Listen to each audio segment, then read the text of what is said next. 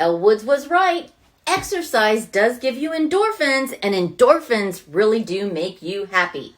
But you know what else makes you happy? Homeownership. The National Association of Realtors recently reported that homeowners who do remodels or update their home really feel more joy. Hi, I'm Annette Marble with Key Realty.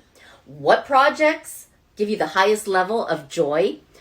Painting, new flooring, closet renovation, and converting a room to a home office or additional living space.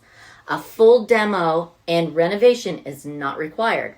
As a homeowner, you have the freedom to make updates to your home that bring you joy and often increase your home's value. Sometimes you need a permit first. Total bathroom renovation, but at least you do not have to ask a landlord first. If you're ready to experience the joy of homeownership, DM me the word joy, and let's get started. Drop me a message if you'd like to have a brochure of my free future homeowners club. As always, we're keeping it real here in real estate with Annette Marble and Associates.